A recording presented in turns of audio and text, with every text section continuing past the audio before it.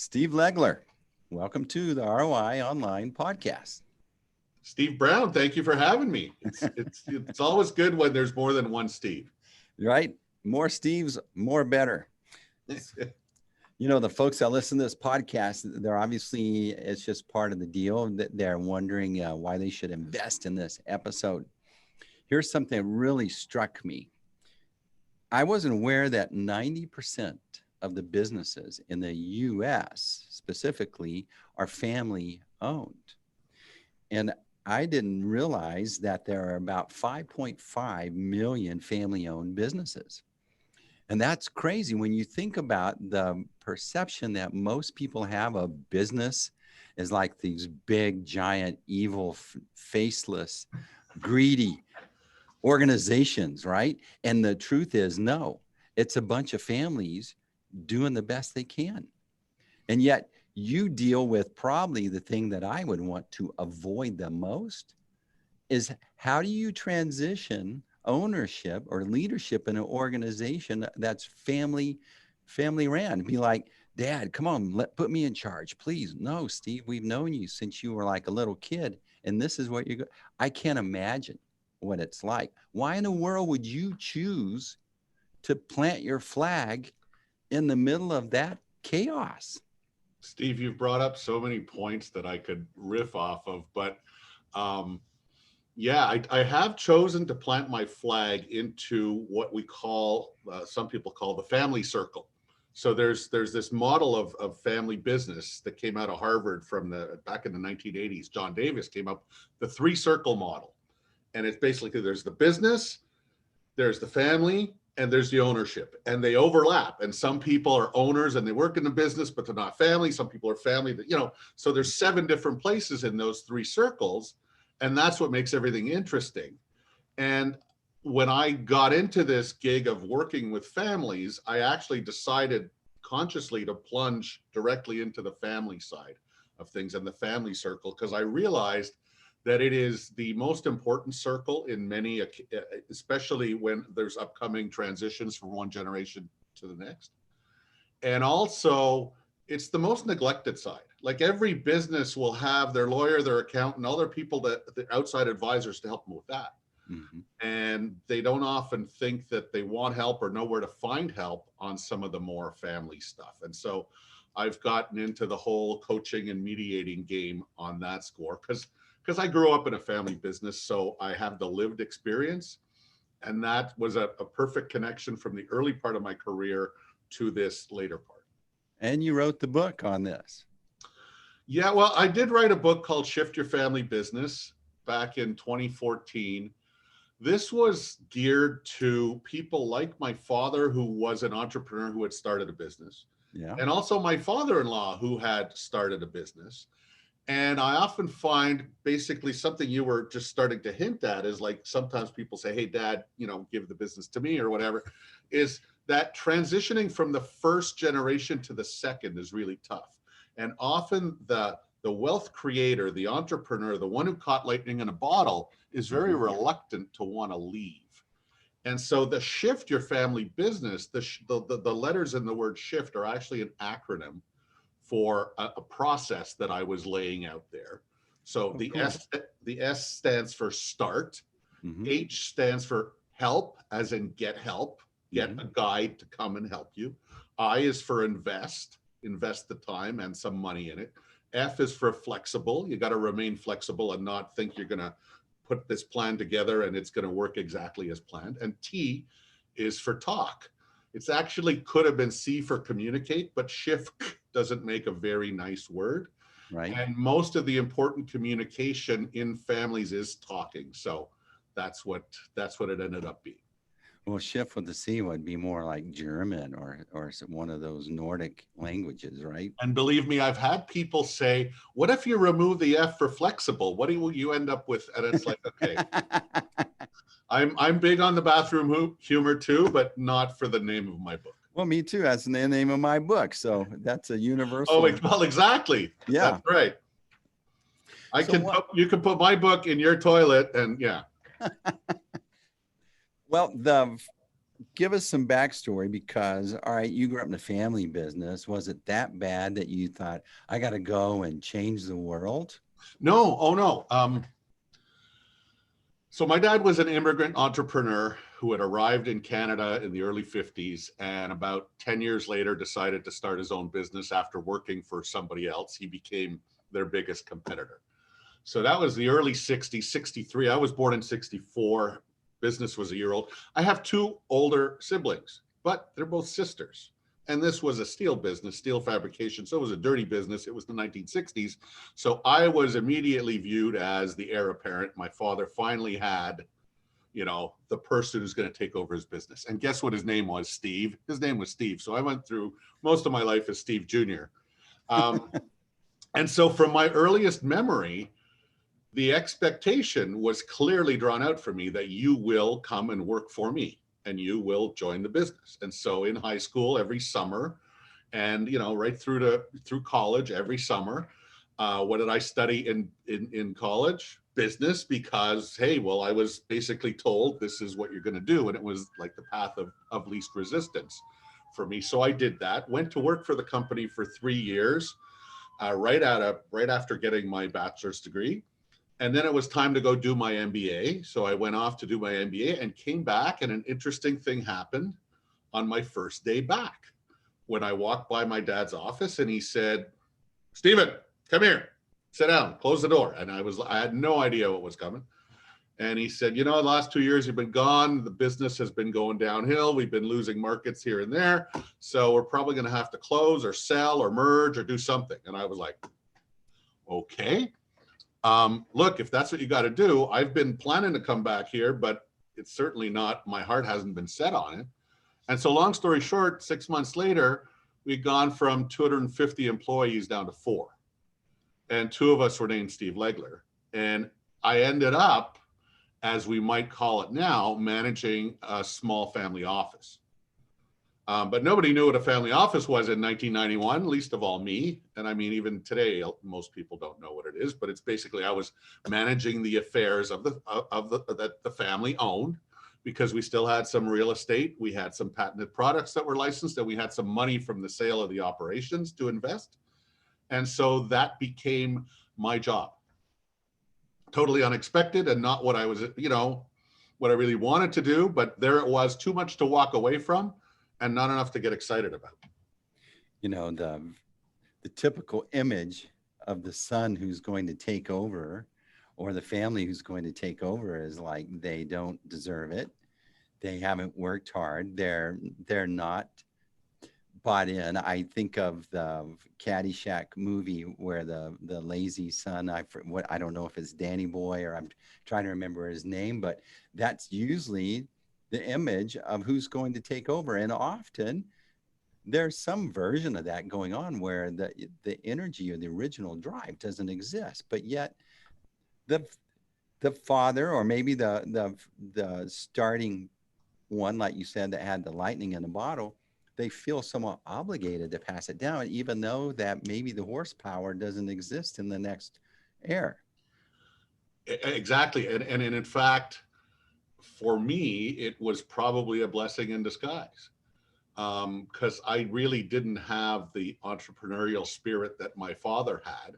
Mm-hmm. And, by that time, he had already sort of moved himself up to like chairman and CEO, and had hired a professional president, because I was coming back and I was 27. Even if the business had stayed really viable on its own, he had already hired someone to be the president. My role was to shadow him and be the assistant to the president for a few years until I was old enough to take over. But, many families don't have that all figured out that way, right? And so just what I do now is I help families look at that whole process on a much longer term basis than they probably are. So a proper transition from one generation to the next should be like a minimum of 5 years, if not 10 years in the planning. But often families don't get out in front of it soon enough or early enough. And then they end up doing a transition in a crisis when someone has a health event, or someone gets divorced and now there's new ownership structures and new things come into play. So I always try to help people get a longer term perspective on things and be objective and sort of look at it and plan it on a longer term basis to make sure you get, and you alluded to it earlier, you talked about transitioning the leadership and the ownership. And those are two different things and they don't always happen at the same time. And that's another thing people don't always realize. Wow. You know, so many hurdles that businesses face just to stay in business. And then you add this additional layer of complexity on top of it. There's a lot of things against a business. And then to have the family component on top of that seems like a big minefield that you have to navigate. So help us envision what would first of all, who is it that finally says calf rope? That's a Texas term. Okay. Finally says, hey, we really need to address this. We've been avoiding it for a long time. You know, the elephant's in the room. So we need to address it. Who is it? Is it the mom? Is it the kids? Is it the dad? Who is it that usually brings it up? It can be anyone. I like the fact that your first one was the mom, because I still remember one of my first meetings with my first major client. It was supposed to be with the mom and the dad and the accountant. And I showed up and the dad didn't show up because he had to put out a fire at work or whatever. So there I am with the mother and their trusted advisor. And the mother says, I've been thinking about this for 10 years and I've been talking to my husband about it for 5 years and now we're finally doing something. Mm-hmm. And so often the mother will have that CEO role as a chief emotional officer. And this was a particular case where the mother had seen how having this business in their family had adversely affected her husband's relationship with his siblings. And she had basically said, damned if I'm going to let that happen and let this business screw up my kids and their relationship amongst themselves. And so they got out in front of it and hired someone, me, to work with their sibling group. So here was two brothers and two sisters in their late 20s, early 30s. And I just worked for them for 4 years, helping them to learn to work together. Because that's what it is. Like, people don't think, they think of the business itself and how the business will survive. And I always try to gear them towards, well, don't forget the family along the way. And so this particular business had 3 of the 4 kids worked in the business and 1 didn't. And so you have that one outsider. And there's this whole imbalance, and information asymmetry, I call it. And you've got to work on that. You can't have somebody feeling left out. So we worked on, I coached them and facilitated with them that they took for them to learn to work together as a team. Because as I explained it to them, look, fast forward a few decades, your parents are no longer in the picture. Who's looking after this? It's not him or her, it's all of you.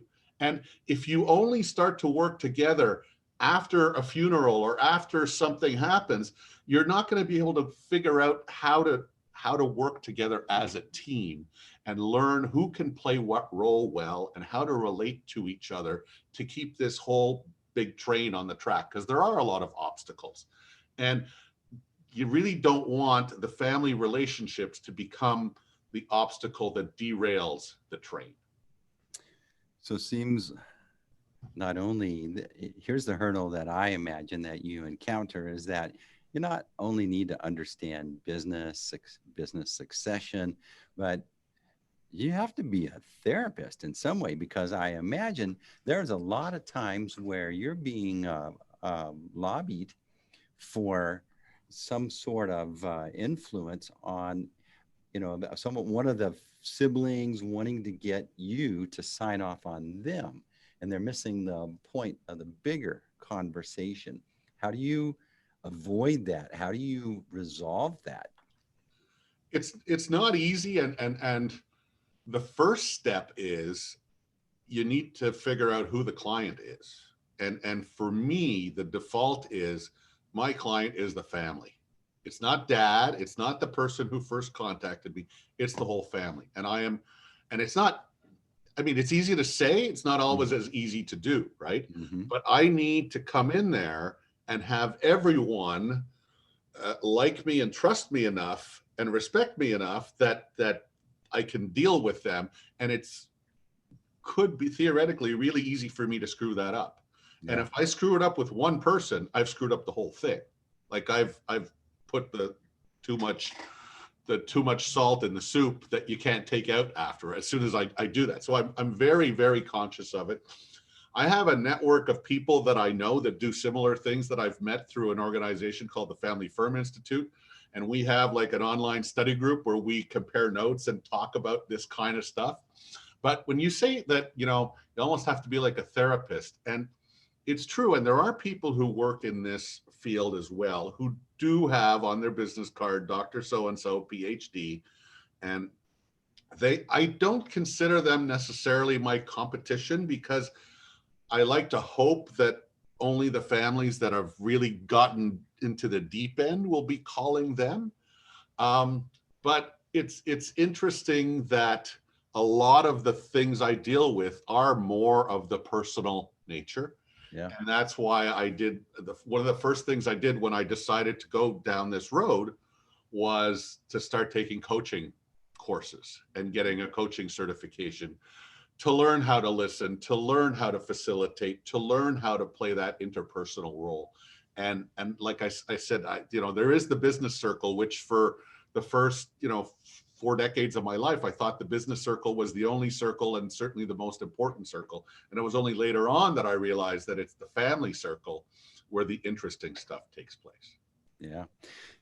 So, when you're navigating, so a lot of folks, you're not the only one that navigates a very dangerous waters. I mean, being in your position is almost like being an executive director of a nonprofit. You could be fired, and the decision makers change often, or maybe flow, and you can be fired on a whim of someone who wasn't in the conversation at the beginning, came along later, didn't understand where you're going, and is not clued in. But I think one of the things that's enlightened about the way that you're approaching this is you have a framework that you've identified and codified called shift. So I think that affords you or brings you authority. It brings you respect. It shows that you have a process, and it takes you a lot of just you and what your whims are that day out of the conversation when you're focusing on a process with steps. You're bringing up an interesting thing about that. What I call the difference between art and science, Mm-hmm. as the two different extremes of one continuum of what this work is. And I almost prefer to think of myself more as an artist, of that I do this very intuitively and I flying by the seat of my pants. And I'm not sure I could train someone to do it. But the difficulty with that is, it's very hard to define what the deliverable is when Mm-hmm. I meet with a family. Like my deliverable is that on Christmas Day, when Uncle Bob pulls up to Grandpa's house, if he sees Aunt Sue's car in the driveway and says, "You know what? Let's come back a bit later because I don't want to," that's what I'm trying to deliver: family harmony. Now, how do Right. you put a deliverable on that? That's the difficult part. And there are more and more now structured ways that people are coming up with to sort of say this is what you need to do, but it can be a little bit dangerous. There's a whole area of what people call a family constitution that sounds like a really sexy thing for a multi-generation family to have. And so some consulting firms have decided that, if family businesses want a constitution, we'll sell them a family constitution, and Mm-hmm. they'll hire people to write up this big document, and they do it, and they have the consultants and the professionals do it, and the family has very little input.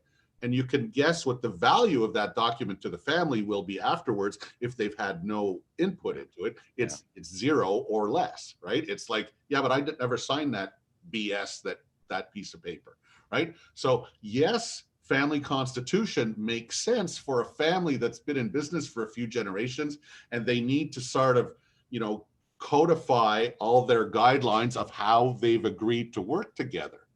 But any family who says, oh, let's start with a constitution, my God, no. I just wrote a blog recently that talked about a family's declaration of interdependence. So the family needs to come together and declare that they are interdependent and that they want to work together. And then how many years between the Declaration of Independence in the US, 1776, the Constitution wasn't until more than 10 years later. So yeah, you can have a constitution, but that's not where you start. You start with figuring out how you're going to work together and start to figure out your family governance, which is a kind of an ugly word that people don't like, the word governance. I've learned to start to like it, but I've kind of defined it in ways that are easier to grasp about how you make decisions together and how you communicate together.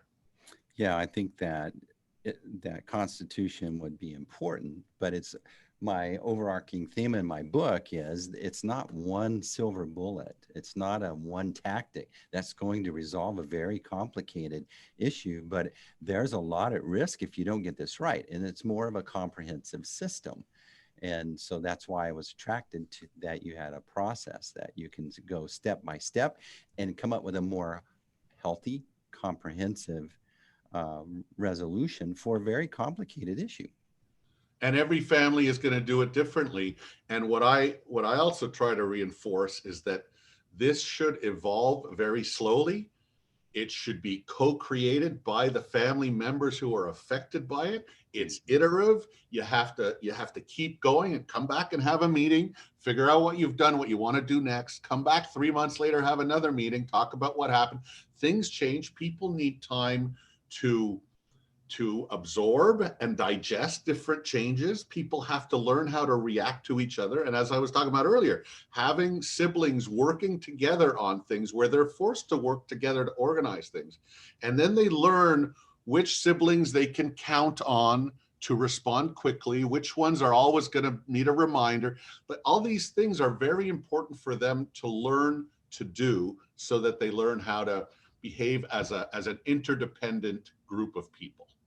So that's an excellent segue to introduce your other book, Interdependent Wealth. Yes. And I would imagine that the genesis of this book came from your insights after applying your insights from your first book, no? Yes, and the biggest thing, the Interdependent Wealth book, so it's got a long secondary title. It's How Family Systems Theory Illuminates Successful Intergenerational Wealth Transitions. So that's a mouthful. Yeah. But the key is family systems theory. So when I first got into this area, I kept hearing about how there's something called Bowen family systems theory, started by a Dr. Murray Bowen back in the 50s in the US. And I kept on stumbling across little things that said, if you're working with families that are in business together, it's really good to know this Bowen family systems theory stuff. So I said, okay, let me hop on Google and just start. I want to find a book that's going to explain to me what it is about this Bowen family systems theory that's so interesting or so important for people working with business. Well, guess what? I did not find a book that did that.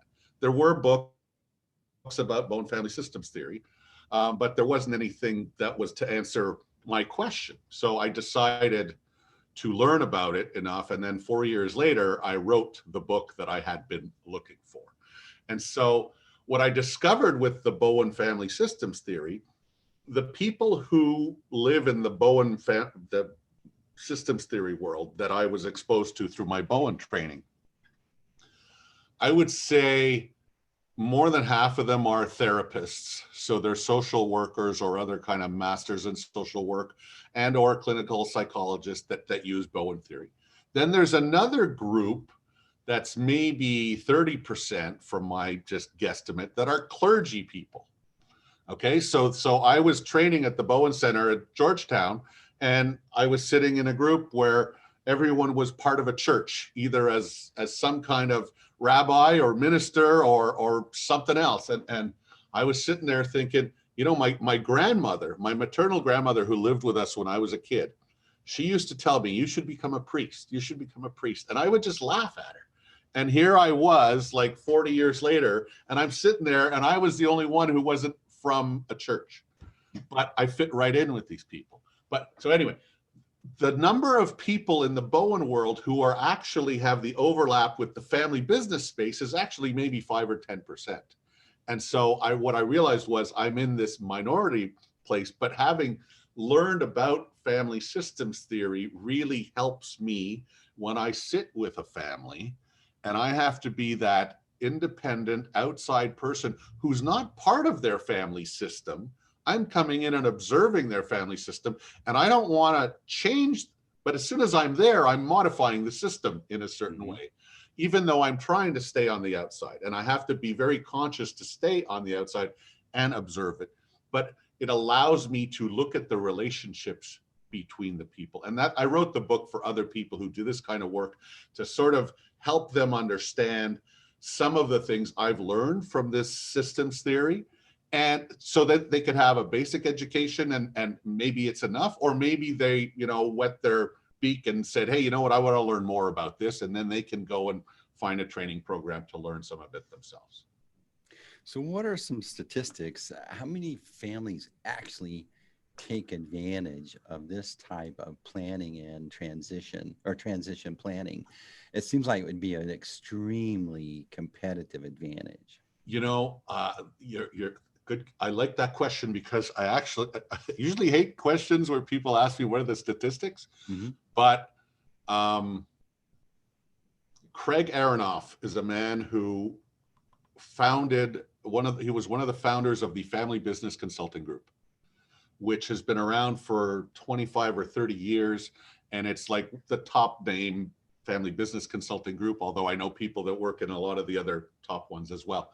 But he was giving a presentation once, and he mentioned that his estimate was between 2 and 4% of family businesses hire a consultant. And he said, he looked at it, I really like the way he said, he looked at it as someone, as the ones who would hire a private teacher. It's like, if you want to learn to play a musical instrument, you can just go to YouTube and find some lessons, or you can buy a book to learn certain things. But for having private lessons, now you're engaging, you're going to another level. And so he was saying only 2 to 4%. So that's 1 out of every 50 or 1 out of every 25. Now, most are too small, right? The mom and pop shop is a family business. And I have that problem too, right? People say, well, who can afford to hire someone just to come and look after their family stuff? And, a family that has a business that's doing $1 million a year, I don't think I fit in their budget. Add another zero, it's starting to get there. Add another zero, yes, of course, you really should be thinking about at certain stages in your family's life cycle, it really makes sense to bring someone in who's going to be objective and help guide you through all the important parts of this transition. Yeah, it's more than just the family, the clerical thing. You need to have an understanding of actual business. You need to actually have been in. There's a lot of insights that you can't. It seems like one of the dilemmas would be for the one that was convinced they need to implement some sort of transition plan was, who do I pick? Because if I pick a dud, that's going to be a waste of time and money. Yes. And so we were talking before about people who have like a psychology degree. Okay, great. But there's another organization I'm a part of called the Purposeful Planning Institute. And I was at the first time I went to one of their meetings, and we were doing an icebreaker thing around the table. And it was that question where, like, if you had a magic wand, what would you fix? And this woman who was a psychologist said, if I could wave the magic wand, all psychologists would be financially literate. And I was like, wow, what? And then I realized, you know what? Some of the people with whom I'm competing for a seat at that family table don't really know the difference between $1 million and $1 billion. And, there's a big difference.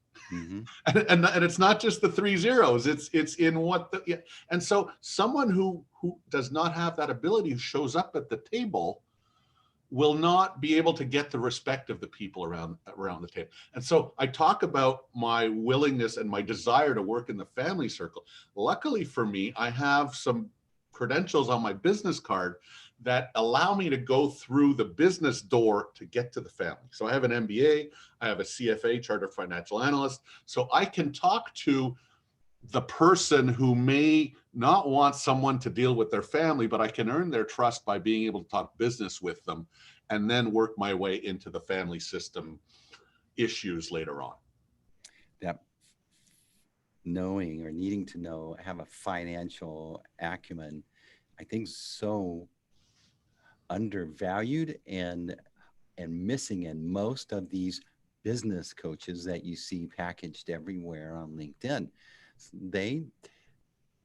It's something that even I'm insecure. I run a business, right, for years, and it's an area that I wouldn't ever present myself as someone that's an expert in financial stuff. But let me tell you, if you leave that component out in the planning of what you're doing, you're really you're setting a trap that you're going to step in later. Well, and the other thing is, I always like to say that if someone had met my dad at the time when we were planning a transition before we sold out, and if they had said, "Oh, I got this perfect person you should talk to work with your family," and they say, "Here's this card, it's so and so, Dr. So and so, PhD," my dad would have said, "F you, we're not crazy. We don't need a shrink." And I think a lot of people would feel that way. Mm-hmm. Yeah. So what does it look like engaging with you, Steve? It's the lead time is very long, and that makes sense. And I don't start running a meter. I usually like to say, let's have a quick call just to get to know each other. Then we'll take like an hour to go a little bit deeper. And then like I have one where I had a half-hour Zoom call with each of the 4 kids, and we have not engaged. We haven't talked money. It's like, let's make sure that you're the right person for us. And then once we figure that out, then let's figure out what we can do in a year and how many meetings that would be and how many Zoom calls. And then we figure out a quarterly retainer and get to work. But that talk about how much and how long only comes after at least 2 or 3 calls to make sure that they understand who I am and I understand who they are, and that we are meant to work together.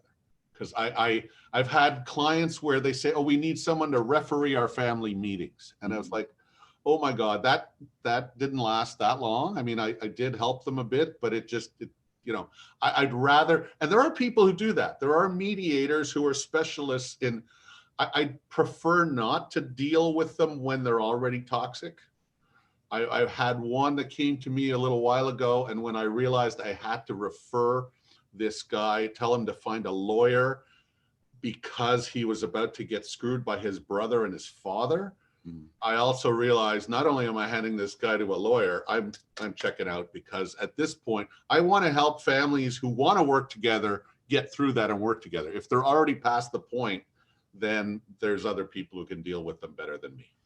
So I get asked a bunch, Steve, what do you guys specialize in? And it's like they're expecting the answer to be, "Oh, we specialize in attorneys or age management practices or whatever." But what I realized was we specialize in progressive-minded leaders that have realized they need to take action on this. So they're already convinced, they're already doing research, they're already investigating and reading, and they're like a beautiful fit for what we have because they can appreciate and apply our insights faster.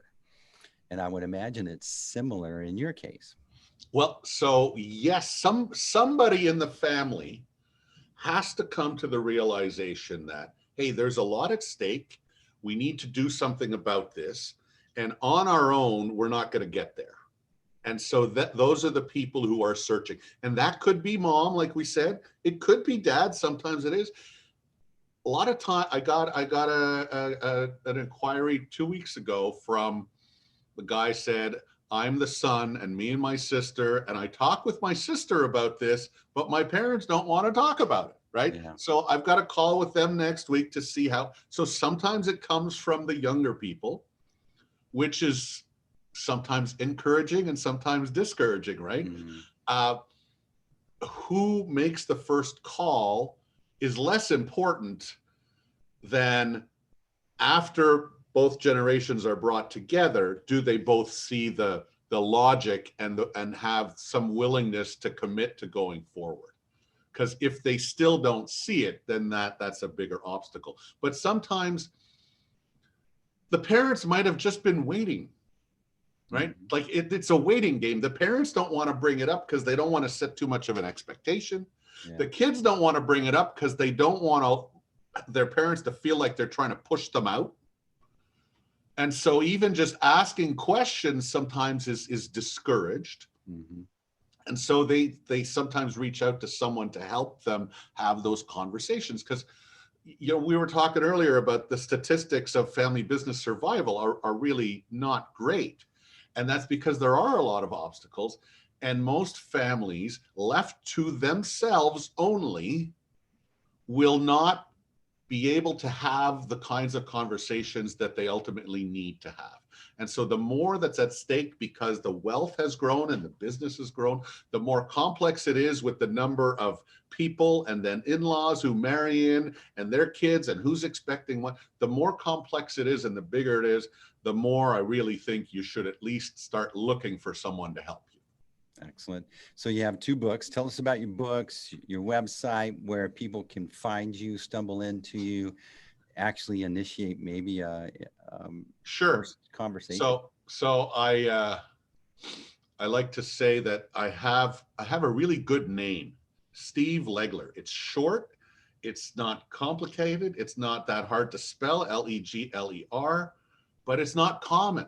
So if you just Google me, Steve Legler, I should show up. And if you put anything about family business, I'll definitely show up. So the name of my website is shiftyourfamilybusiness.com, because that was the name of my first book.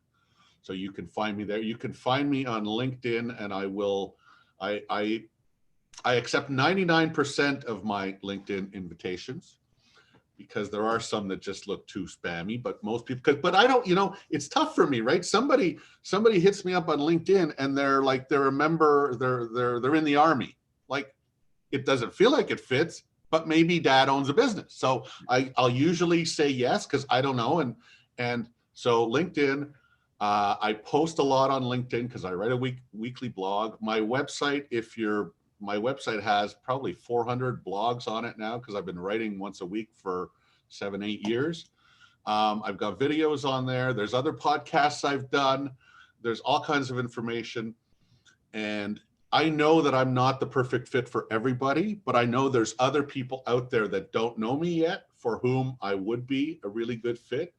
And so if you're out there and you think that's a possibility after having heard this, hit me up and let's start talking. And his books are Shift Your Family Business, Stop.